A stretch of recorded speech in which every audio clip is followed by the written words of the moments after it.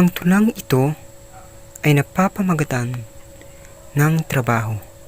Go, go, go, go, go, go, go, go, go. Isa, dalawa, tatlo. Ba't wala ka pang trabaho?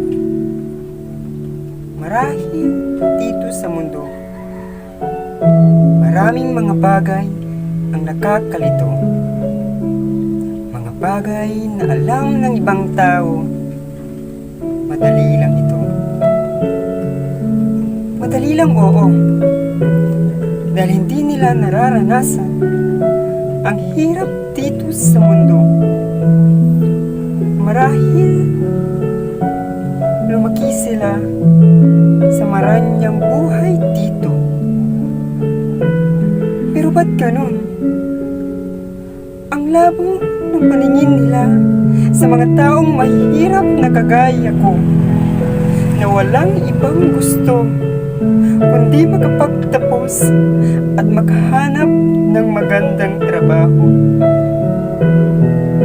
Tinuturing ko na lamang na lakas ang pagkukutya ng ibang tao.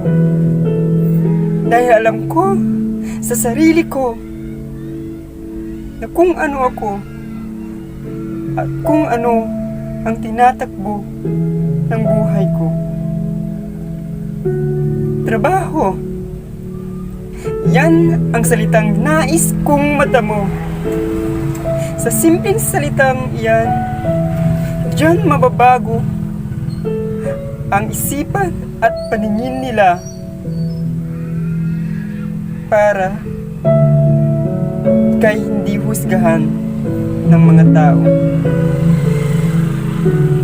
na ang alam lang nila manira at sumira ng buhay ng tao. Oo, tama. Tama ang narinig nyo. Mga taong nagpapababa ng lakas ng loob ko. Mga taong nagsasabi na hindi ko maaabot o makakamit ang gusto ko.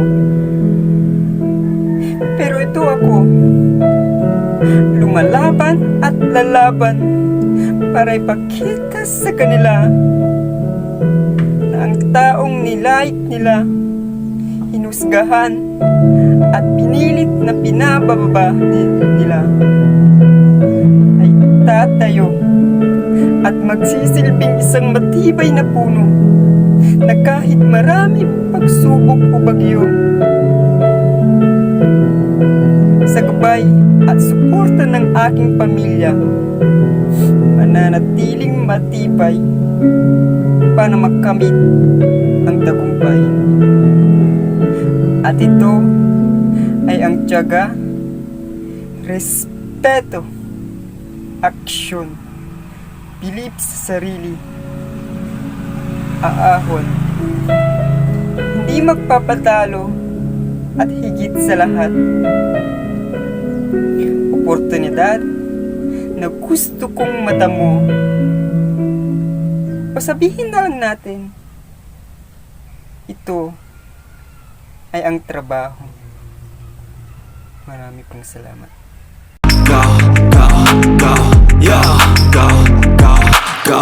Hustle hard, hustle every single day. I'll be making moves till I'm buried in my grave.